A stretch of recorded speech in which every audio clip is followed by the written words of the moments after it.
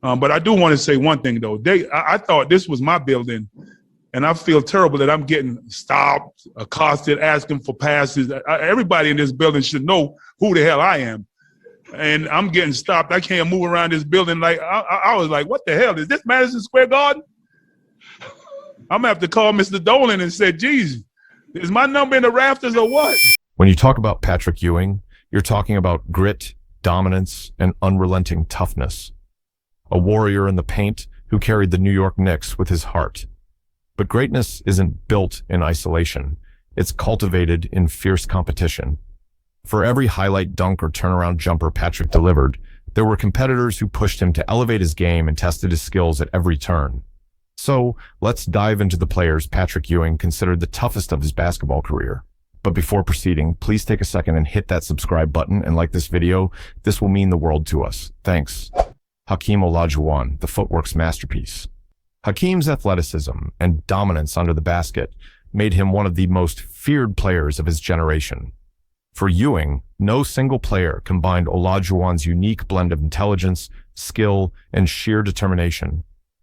Nicknamed the Dream, his ability to move in the post was unrivaled. His famed dream shake wasn't just hard to guard, it was nearly impossible. Every fake, every pivot, every spin felt like a symphony, and defenders were simply left wondering which way he would go. And statistically, Hakeem was a force of nature, with career averages of 21.8 points, 11.1 rebounds, and 3.1 blocks. But what separated him was never just numbers. It was his ability to show up in crucial moments, a reality Ewing experienced firsthand. Their most iconic clash, of course, came in the 1994 NBA Finals. His Knicks and Olajuwon's Rockets collided in a 7-game war that tested the limits of both teams. For Ewing, this was his chance to cement his legacy with a coveted title. And for Hakeem, it was about redemption after years of near misses. What followed was a brutal, hard-fought series where both centers exemplified everything great about the position. On one end, Ewing stood like an impenetrable wall, bringing the physicality and fierce shot blocking he was known for. On the other, Hakeem danced his way around double teams and showcased why his game had an artistry few could even dream of matching. Game after game, Ewing tried to neutralize Hakeem in the post, but the dream was relentless. In that series, Olajuwon averaged 26.9 points and 9.1 rebounds, and when the dust settled after Game 7, Hakeem made the decisive plays, blocking John Starks' jump shot to seal the championship for Houston. For Ewing and Knicks fans, it was heartbreak. For Hakeem, it was his crowning moment. Ewing later admitted, Hakeem was one of the smartest and most skilled big men I ever faced. You had to bring everything you had against him. There was no room for mistakes. But the rivalry between these two didn't begin in the NBA Finals, nor did it end there. Their battles stretched across years, each matchup feeling like a heavyweight fight. The roots of their story run deep, back to college where Hakeem's University of Houston squared off against Ewing's Georgetown Hoyas in the 1984 NCAA championship game. Even then, as college players, their shared brilliance shone brightly. Ewing's defense and physical dominance gave Georgetown the edge in that game, handing Hakeem's Cougars a crushing defeat in the title contest. But for Hakeem, it was simply another chapter in his journey of resilience. Born and raised in Lagos, Nigeria, Hakeem hadn't even touched a basketball until he was 15. His rise from a raw athletic prospect in Africa to a star center at the University of Houston was nothing short of inspiring. And by the time he entered the NBA as the #1 pick in 1984, ahead of both Michael Jordan and Charles Barkley, he already had the foundation of someone destined for greatness. And when he entered the NBA, he became a nightmare matchup almost instantly. His rookie numbers of 20.6 points and 11.9 rebounds per game told the story of a seamless transition into the league. But he was never simply a numbers guy. His defensive instincts and footwork weren't just advanced, they were revolutionary. Teammates often said his basketball IQ was one step ahead of them, even in practice. For a player like Ewing, who prided himself on his own technical strengths, going head-to-head with Hakeem was a test like no other. And despite being fierce rivals on the court, there was mutual admiration between the two legends. Hakeem frequently spoke about the respect he had for Ewing's competitiveness. Patrick was a fighter. Every time we played, "I had to elevate my game because I knew he wasn't going to give me anything easy," Hakeem told reporters after retiring. The feeling was mutual. Hakeem wasn't just good, he made you rethink your entire approach to the game, Ewing admitted years later. Hakeem spent nearly 2 decades as the heart of the Rockets, while Ewing gave his all to the Knicks. Both teams were built around them, living and dying with their performances, and despite all the individual accolades, the two were most often judged by how far they could carry their teams, a narrative that followed them for their entire careers. Hakeem was the epitome of grace under pressure, while Ewing brought passion and fire every single night. Though that they went about it differently, the results were the same, a level of competition that pushed them to new heights and left a legacy for big men to aspire to for decades to come. Now, we move on to one of the best center of his era. In fact, without his presence on the court, the Lakers wouldn't have won a title. Shaquille O'Neal, the dominant force. When a young Shaquille stepped into the NBA in 1992, the league had truly never seen anything like him. Standing at 7'1" and weighing over 300 pounds, Shaq was a force of nature. Few players in the history of professional basketball have managed to combine such overwhelming physical strength with the agility and raw athleticism that Shaq brought to the game. For experienced veterans like Patrick, going against Shaq was like facing an evolution of what a dominant center could be. Guarding Shaq was like standing in front of a freight train, Ewing once said.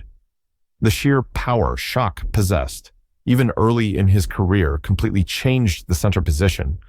But he was billed as a generational talent with a personality larger than life and a style of play that cracked backboards and crushed spirits.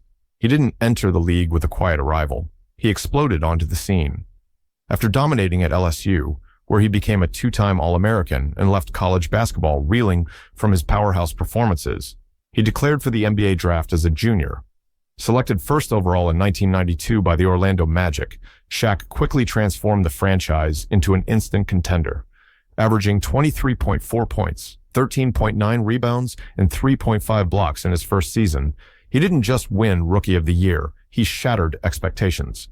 He was relentless in the paint, punishing defenders, dunking over anyone who dared to challenge him, and pulling down boards like a vacuum. And his battles with Shaq began during his years in Orlando, where Shaq quickly turned the Magic into a playoff team.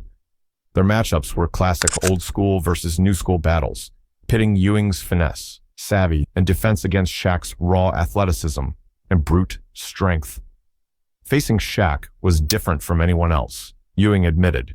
It wasn't just about skill. It was survival. You had to brace yourself for every push, every spin, every dunk. And it was true. Shaq wasn't just looking to score. He wanted you to remember that he scored on you. From drop steps to thunderous alley-oops, Shaq had a way of intimidating opponents, and Ewing wasn't immune to that. In head-to-head meetings, Shaq averaged a monstrous 23.7 points and 10.9 rebounds while shooting an absurd percentage around the rim. Ewing knew that stopping Shaq required more than just physicality.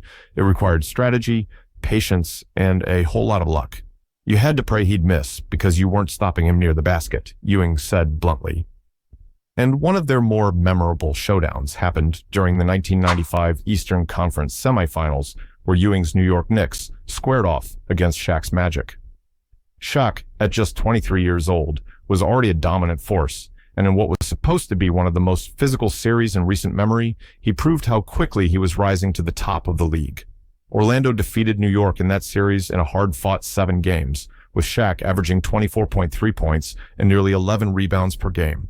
At critical moments, his sheer presence in the paint forced Ewing and the Knicks to abandon their usual game plan, opening up lanes for his teammates like Penny Hardaway. For Ewing, who was still chasing a title, it was a bitter loss. But even in defeat, he couldn't help but acknowledge Shaq's dominance. He was a problem that no one had solved yet. And I don't think anyone really did. As the years went by and Shaq's career evolved, the rivalry between the two stars added another layer. After leaving Orlando, Shaq signed with the Los Angeles Lakers in 1996 and ascended to new levels of superstardom. And by the late 1990s, Shaq had solidified himself as the most unstoppable center in the game. Standing in his way, however, was Ewing, who was still anchoring the Knicks and refusing to back down no matter the opponent. You can't let him see you sweat, Ewing said. Their one-on-one battles remained ferocious, but under the bright lights of Madison Square Garden or the roaring, sold-out seats of the Staples Center, Shaq made it clear that he was the league's new dominant center. Shaq's Lakers years were legendary. Partnered with a young Kobe and coached by Phil Jackson, Shaq became a three-time Finals MVP and captured 3 championships in a row from 2000 to 2002. And despite all his accolades, Shaq never forgot the influence of the veteran centers who made him better. He was fiercely competitive with Patrick from his rookie year, but often credited those battles for sharpening his game. And off the court, Shaq described Ewing as a worthy rival and one of the matchups that forced him to elevate his game. He's one of the toughest big men I've ever had to go up against. He knew all the tricks, and he wasn't going to give you an inch. And looking back, Ewing and Shaq's rivalry tells a story of generational difference, respect, and the passing of the torch.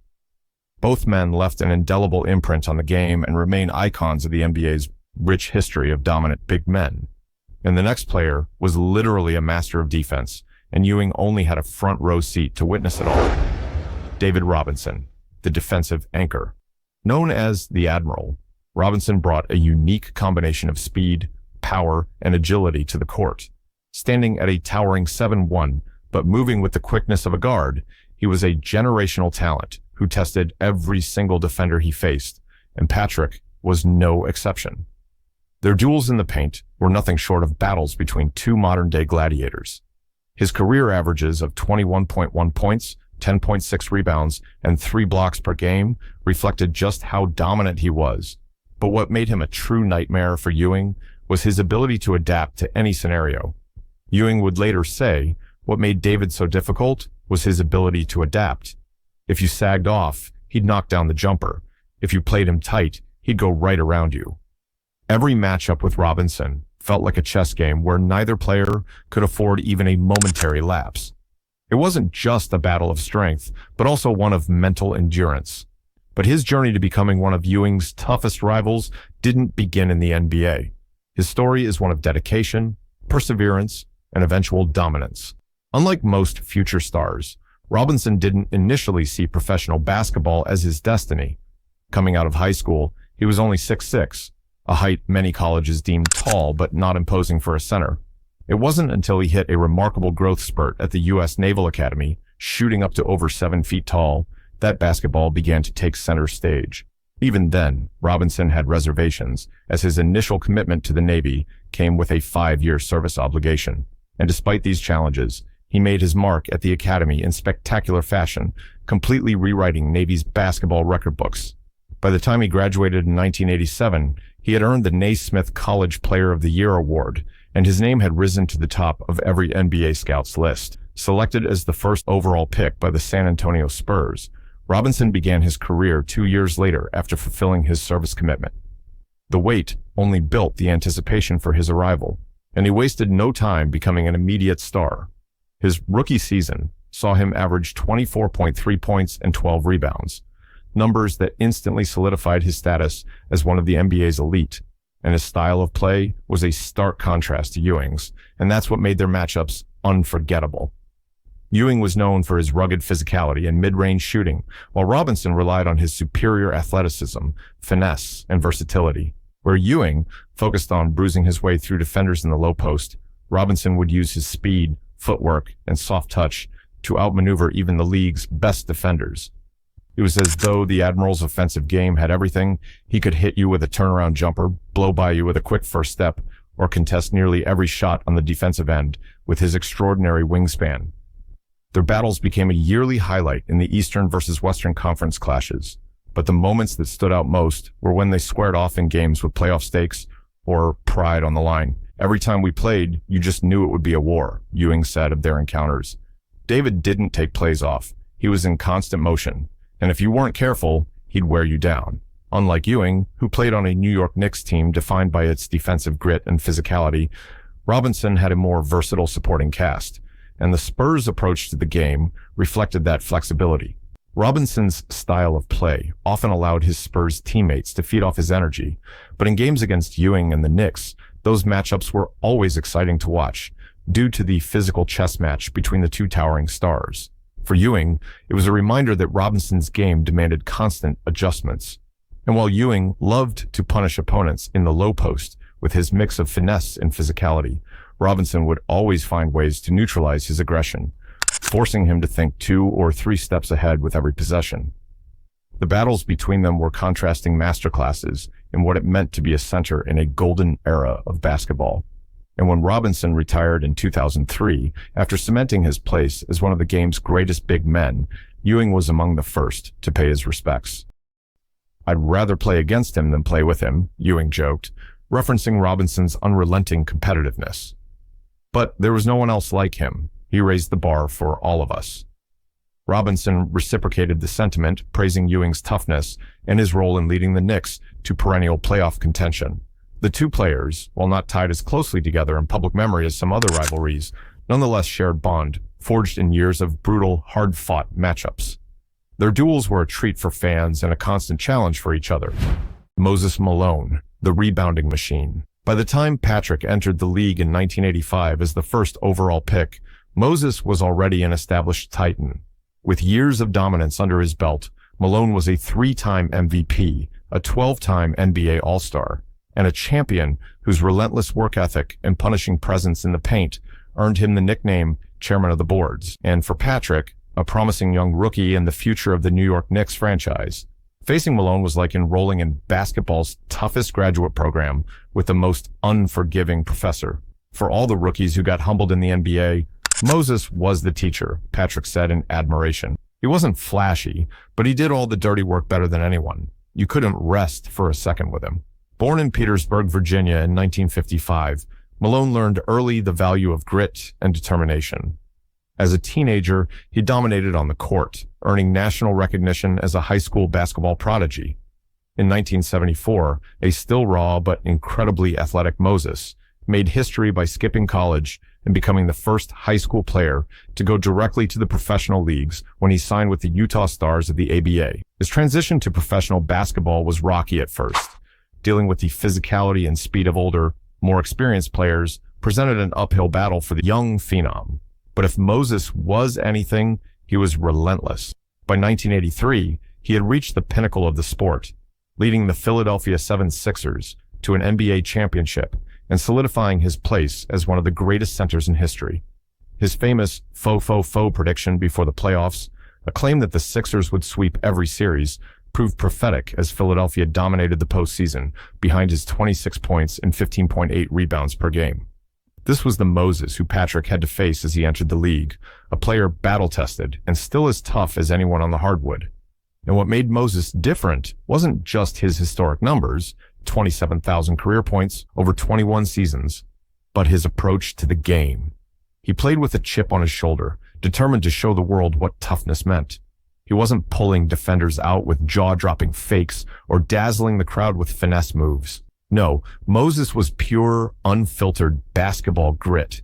He was the guy who didn't care about looking good. He just wanted to do the dirty work, Patrick would reflect. And that commitment to physicality defined his game. Every rebound was his. Every possession was a battle. And for Ewing, stepping into the NBA meant stepping into Malone's world. A brutal, unforgiving post that required both mental and physical endurance to survive. And when Patrick first faced Malone, he understood immediately why Moses was revered by opponents.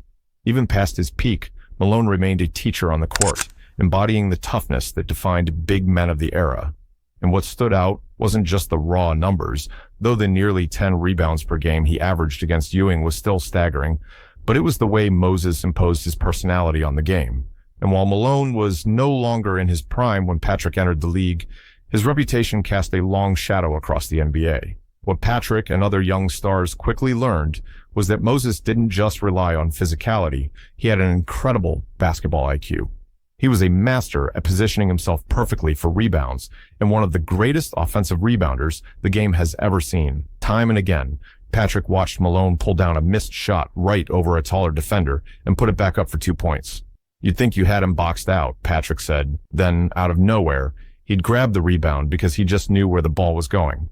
And off the court, Moses was quiet and reserved, a stark contrast to the physical force he became during games. but that didn't make his presence any less intimidating. For young players like Patrick, who were still learning the ropes of the league, facing Moses was more than just a matchup. It was a rite of passage. Even after Malone moved out of his prime, his impact on the game persisted. He continued to lead by example, showing younger players what true effort looked like in every possession. The numbers told their own story. Over his 2-decade career, Moses piled up over 16,000 rebounds, making him one of the most prolific rebounders in NBA history. Facing Malone forced Patrick to adapt and grow, teaching him hard lessons about perseverance, positioning, and mastery in the post. Ewing may have been the up-and-coming star, but Moses was the immovable object, the standard bearer for what it meant to be tough. Charles Barkley, the explosive, undersized power. Standing at only 6'6", Barkley was an undersized power forward who somehow played bigger than almost everyone around him. Opponents might have thought his stature would be a liability, but once the ball went up, the round mound of rebound made it painfully clear just how dominant he could be. Barkley bulldozed his way through opposing teams, amassing over 23,000 career points and more than 12,000 rebounds in a way that only he could. He was a unique blend of raw power and surprising finesse.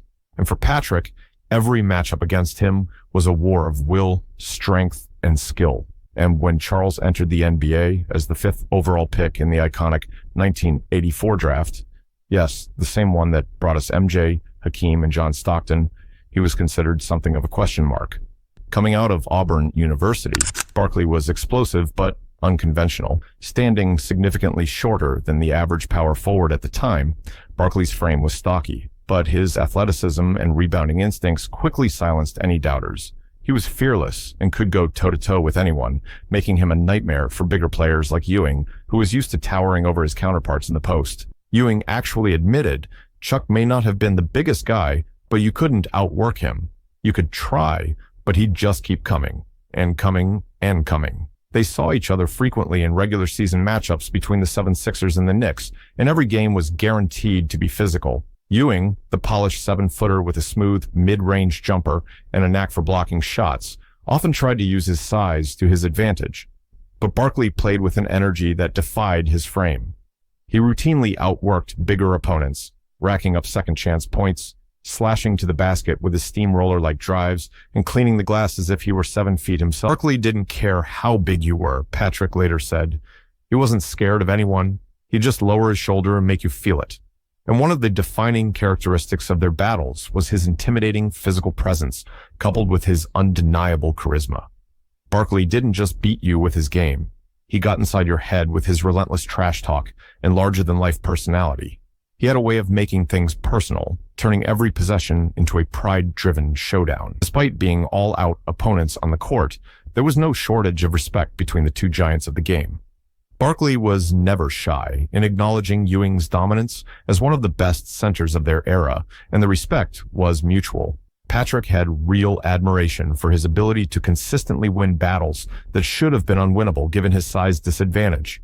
I think Chuck surprised everyone because you look at him and think, maybe he's not going to match up physically. But then you get on the court and you realize real quick, oh, he's the toughest guy out there, Patrick once remarked in an interview. Even though the two went head-to-head often in the late 80s and early 90s, neither would back down from their role as the leader of their respective teams. The Sixers needed Barkley to dominate the boards and keep them in games. The Knicks expected Ewing to control the paint and anchor their often suffocating defense. It made their matchups electrifying. And one unforgettable moment in their rivalry came in a particularly heated contest when Barkley's Sixers met Ewing's Knicks in a game that epitomized 90s basketball. Brutally physical, defense-heavy, and emotionally charged. Barkley had been jawing all night, hitting quick jumpers and bruising through double teams while collecting every rebound, offensive or defensive. Patrick, refusing to back down, delivered a thunderous block that sent the ball soaring into the front row, sparking a furious exchange between the two players. They stared each other down, neither willing to show weakness. That's just how you played against him, Ewing said years later. If you showed even a little bit of hesitation, Barkley would eat you alive. And still, despite Barkley's efforts, he and Ewing both spent much of their respective careers chasing the same thing, a championship ring. His best shot came during his MVP season in 1993 when he led the Phoenix Suns to the NBA Finals to face MJ and the Chicago Bulls. Though the Suns fell short, his heroics that season drew admiration across the league, including from Ewing. For his part, Ewing had his best chance in 1994 when his Knicks faced off against Hakeem's Rockets in a series that ultimately slipped through Ewing's fingers. For basketball fans, those wars remain an enduring part of NBA history, a reminder of an era when every matchup felt like it mattered that much more. Barkley didn't just make Ewing work for all his points and boards, he turned him into one of the fiercest competitors the league had ever seen. Karl Malone, the scoring personified, known for his physicality, athleticism, and relentless motor, Karl was the epitome of toughness. Over his storied career, Malone scored an astonishing 36,928 points, the second most in NBA history. He paired this scoring dominance with 14 All-Star appearances, 2 MVP awards, and an unrelenting ability to impose his will on opponents. But if there was one thing Malone was known for above all else, it was his devastating pick-and-roll game with point guard John Stockton. Together, the duo formed one of the deadliest offensive tandems the NBA has ever seen. Night after night, their connection tormented defenses and became one of the most iconic duos in basketball history. The thing about Karl, Patrick once said, was he didn't just wear you down, he broke your spirit. Over the years, Patrick and Malone faced off in countless battles, and every single one was a test of physical and mental strength. Karl was the absolute embodiment of hard work. Growing up in Summerfield, Louisiana, Karl learned the value of resilience early. Raised primarily by his mother, Shirley, Malone was no stranger to sacrifice. Those lessons and perseverance carried him through college, where he played for Louisiana Tech and developed a reputation as a strong, athletic, and aggressive forward. And by the time the Utah Jazz selected him with the 13th overall pick in the 1985 NBA draft, the league had no idea that they were getting one of the greatest to ever play the position. From the moment he set foot on an NBA floor, his presence was undeniable. His combination of sheer power and quickness surprised opponents, and when you added in his soft shooting touch, he became a force that players simply couldn't contain. In his rookie season, Malone wasted no time making an impression, averaging 14.9 points and 8.9 rebounds per game, while playing with a ferocity that made it clear he was destined for greatness. Every time I matched up against him, it felt like I had just gone through a fight, Patrick said. His ascension to superstardom was never just about his incredible numbers. It was about his consistency. Nicknamed the mailman, Karl delivered every single night. His relentless work ethic wasn't just for show. He was renowned for his ferocious off-season training programs, famously pushing pickup trucks up hills to prepare for the physical grind of the grueling NBA season. It wasn't by chance that he played 18 out of his 19 seasons as an NBA Ironman, rarely missing games even as he approached his late 30s. And for Patrick, taking on Malone meant going to war against one of the most disciplined and physically imposing players in the league. Each game was a test of willpower, as much as skill. He'd hit you 50 times before the first quarter ended, but he had the finesse to score from anywhere, Ewing explained. Indeed, while Malone is often remembered for his physicality, it's his incredible versatility that made him an offensive nightmare. A mid-range jump shot and post moves that forced even the best defenders into foul trouble ensured that Malone could hurt you in more ways than one. But perhaps his greatest weapon was his partnership with John Stockton. Together, they formed the most lethal pick-and-roll combination in history, an unstoppable chess move that stretched defenses past their breaking point. Stockton's vision, timing, and precision passing blended seamlessly with Karl's ability to roll to the basket, finish with contact, or pop out for a mid-range jumper. Patrick admitted everything they did was precise. There was no wasted movement, no mistakes. You just always felt like you were one bad step away from giving up 2 points. As Malone's career progressed, the Jazz rode his partnership with Stockton to the franchise's golden years. Utah became a perennial playoff team, and his individual dominance carried them to 2 NBA Finals appearances in 1997 and 1998. But before they reached that peak, Malone was already wreaking havoc on Eastern Conference legends like Patrick, delivering bruising performances in head-to-head matchups with the Knicks. And yet, Patrick took pride in never backing down, regardless of the challenge. And what truly separated Malone, though, was never just his physical gifts. It was his competitive spirit. For every screen he set, for every forearm he delivered under the basket, there was an unspoken message. I'm not going to stop. Whether it was a Tuesday night in the middle of February or a high-stakes playoff game, Malone's mindset never wavered. Ewing understood what made the mailman so dangerous. It wasn't just his technical skill or his imposing frame. It was the fact that Malone embodied everything about resilience and grit that the game of basketball stands for. Going against him was exhausting, mentally and physically, Ewing said. You knew he wasn't going to beat himself. You had to go out there and earn it. By the end of Malone's historic career, his place in the pantheon of all-time greats was undeniable. He retired as the NBA's second all-time leading scorer, a 2-time MVP, and a 14-time All-NBA team member. Still, for all the accolades and milestones, the one thing Malone could never deliver was an NBA championship. And despite their championship shortcomings, the rivalry between them is a testament to the greatness of both players. Together, they embodied everything about basketball in the 1990s: toughness, effort, and an unrelenting desire to win. Malone kept delivering for as long as his body allowed, while Patrick stood tall in a city where grit and tenacity were celebrated above all else. And though the game has evolved, and the players who embody that old-school mentality are few and far between, their battles remain a cherished chapter in NBA history. These players weren't just rivals. They were the measuring sticks for greatness. Facing them every night didn't just take a toll on Patrick physically, it pushed him mentally, driving him to polish his game. Whether it was a bruising battle with Malone or a cerebral test trying to outthink Hakeem, Patrick often came out on the other side wiser, tougher, and more legendary. All right, that's all for today. Don't forget to hit that subscribe button, and I'll see you in the next one.